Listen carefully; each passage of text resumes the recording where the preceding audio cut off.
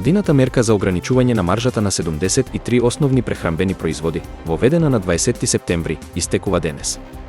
Со ова, од утре престанува важноста на ограничената брутопрофитна маржа од 10% во трговијата на големо и мало за производите од така наречената есенска кошничка, што вклучува леб, тестенини, млечни производи, месо, овошје и зеленчук.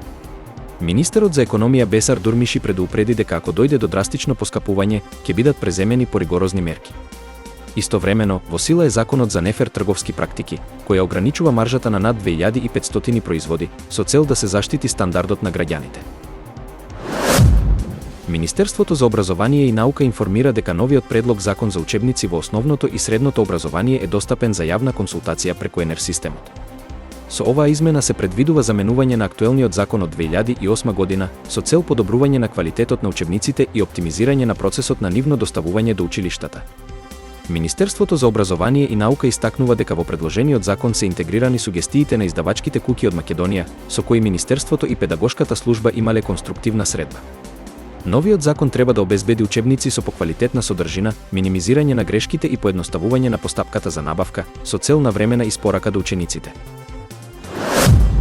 Европската комисија во својот извештај за Косово за 2024 година ја истакнува силната заложба на Косово за членство во Европската унија, но посочува дека внатрешните политички поделби и недоволната координација го забавуваат процесот на реформи.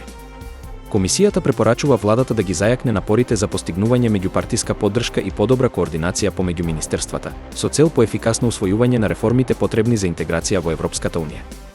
Во извештајот, исто така, се потенцираат успесите на Косово, како што се напредокот во борбата против организираниот криминал и подобрувањето на деловното окружување. Комисијата критикува активности на северот на Косово што се спротивни на обврските од диалогот со Србија и потсетува на важноста од формирање заедница на општини со српско мнозинство.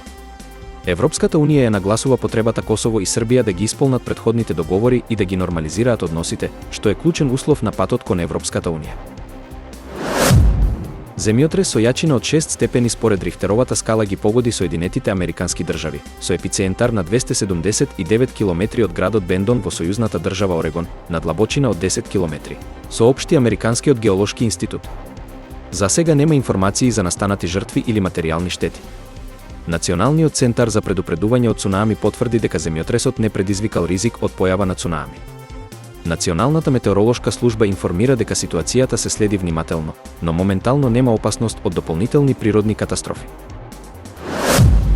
Русија му изрече рекордна казна на технолошкиот гигант Google, која изнесува 20 децилиони долари, поради отстранување на руски ТВ канали од платформата YouTube. Оваа казна, како што пренесуваат руските медиуми, е резултат на 4-годишен судски спор што се водеше поради блокирањето на рускиот канал Царград, во контекст на санкциите што Соединетите Американски држави ги наметнаа на неговата матична компанија. Експерти велат дека казната е невозвратлива и финансиски недостижна за Google, чии глобални приходи и пазарна капитализација значително заостануваат зад овие астрономски износи. Вредноста на глобалниот бруто домашен производ се проценува на околу 110.000 милиарди долари, далеку под сумата што Русија ја бара од Google.